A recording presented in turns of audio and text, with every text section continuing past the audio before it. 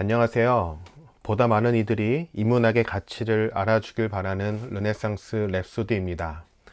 오늘은 지난번에 이어 인문학 관점에서 바라보는 공부에 대해 계속해서 이야기를 나누도록 하겠습니다.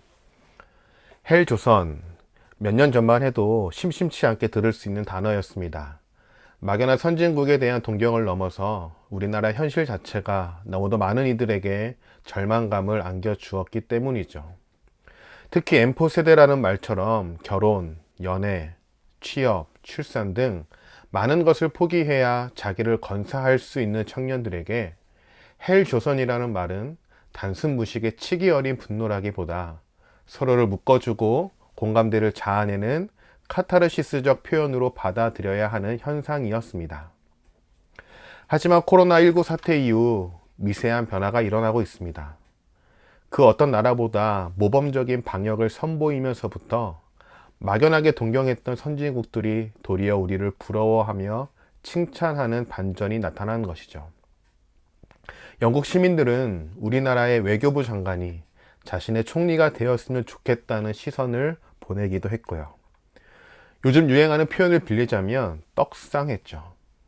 그만큼 세계 속에서 우리나라의 위상과 국격은 이전과 비교할 수 없을 정도로 좋아졌고, 이젠 헬조선이 아닌 전 세계에서 가장 안전한 파라다이스가 되었습니다. 어떻게 이러한 전환이 가능했을까요? 우리 자신을 객관적으로 바라볼 수 있는 기회가 주어졌기 때문입니다. 우리는 지금까지 수준 높은 복지 시스템을 갖춘 북유럽이나 미국을 중심으로 한 서방 세계에 대해 막연한 환상을 가지고 있었습니다. 그들을 우리보다 낮게 여겼고 우리는 그저 그들의 뒷공무니만 쫓아가는 열패감에 젖어 있었죠. 그러나 코로나19 바이러스를 그 어떤 나라보다 투명하고 신속하게 창의적인 방법으로 대처하는 모습을 통해 우리의 인식이 개선되기 시작합니다. 아, 우리나라가 괜찮은 나라였구나. 우리나라가 생각보다 선진국이었구나 하는 생각 말이죠. 물론 바뀐 정부의 영향도 무시할 수 없고요. 어쨌든 이 현상이 공부의 저자가 말하는 공부의 본질에 해당합니다. 앞선 1화에서 설명했듯이 저자는 공부를 이렇게 정의합니다. 자기 자신과 화해하는 것이 공공의 선으로 이어지는 것. 말이 조금 어렵지만 코로나19 사태를 통해 우리는 우리나라와의 화해가 일어났습니다. 그냥 존재 자체가 싫고 무능해 보였던 대한민국이라는 나라, 정말 별 볼 일 없고 볼품없는 곳이라고 생각했지만 우리가 미처 생각하지 못했던 강점을 객관적으로 맞닥뜨리면서 나타난 인식의 전환이 화해의 손짓으로 이어지면서 결국 공공의 선으로까지 영향을 미치게 되었죠. 수치로 환산할 수 없는 엄청난 무형적 가치가 우리 공동체를 묶어준 것입니다. 이처럼 공부한다는 것은 좋은 대학에 들어가기 위한 지식을 쌓고 대기업에 취업하기 위해 그들이 요구하는 방식에 나 자신을 맞추는 행위가 아닙니다. 공부한다는 것은 궁극적으로 나 자신과의, 우리 스스로와의 깊은 만남의 길로 들어서는 것이죠. 공부를 통해 나의 한계점과 강점을 두루 배워서 결국엔 나 스스로를 온전히 이해하고 받아주는 것. 누군가에게 나를 맞추는 게 아니라 나를 나에게 맞추는 것. 이것이 공부가 주는 값진 선물이자 섭리에 다가가는 행위가 아닐까 생각합니다. 저는 오랫동안 몸담았던 일을 그만두고 다른 일도 잠시 기웃거렸다가 지금은 쉬고 있습니다. 사실 요 근래에 약간의 부침을 겪다 보니 감정의 기복이 종종 찾아옵니다. 무력감도 생기고요. 하지만 책 속 한 켠의 문장이 누군가의 삶의 스토리가 나 스스로를 배려해 주는 듯한 느낌을 받습니다. 어떤 목표를 두고 공부한 것이 아닌 그저 나와의 만남을 위해 읽었던 책이 공부가 되어 나 자신과 화해하게 만든 것이죠.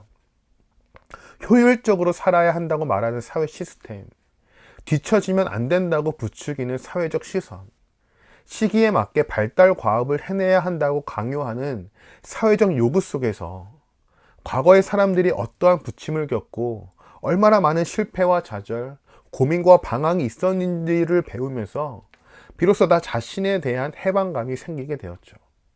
반 고흐도, 라흐마니노프도, 차이코프스키도, 우리가 아는 그 수많은 사람들도 그 어떤 이의 삶도 평탄하지 않았다는 사실을 알게 되니 조금 늦어도, 많이 방황해도, 꼭 무언가를 이루지 못해도 나 스스로를 채찍질하기보다 배려하게 되고요. 마지막으로 책의 한 문장을 소개하면서 마치려고 합니다. 저는 이 문장이 참 와 닿았는데요. 책 20쪽에 이렇게 적혀 있습니다. 이 세상은 지혜로운 자와 지혜롭지 못한 자로 나뉘지 않는다. 세상은 지혜를 사랑하는 사람과 지혜를 사랑하지 않는 자로 나뉘고 세상을 망치는 자는 후자에 해당한다. 참 좋죠? 이 세상은 지혜로운 자와 지혜롭지 못한 자로 나뉘지 않는다. 세상은 지혜를 사랑하는 사람과 지혜를 사랑하지 않는 자로 나뉘고 세상을 망치는 자는 후자에 해당한다. 사실 입시와 취업이라는 현실 속에서 공부의 참맛을 알기라 쉽지 않습니다. 그래서 30이후가 진짜 공부에 다가갈 수 있는 시작점이 아닐까 생각하는데요. 그럼에도 나이에 상관없이 지혜를 사랑할 수만 있다면 이 세상은 좀 더 넉넉하고 풍요롭지 않을까요? 서론을 덮으며 저는 스스로 이렇게 되뇌입니다. 나는 지혜를 사랑하는 사람일까? 아니면 지혜를 사랑하지 않는 사람일까? 저자는 자신의 한계를 아는 사람을 지혜를 사랑하는 이로 말하는데 나는 나 자신의 한계에 대해 얼마나 알고 있을까?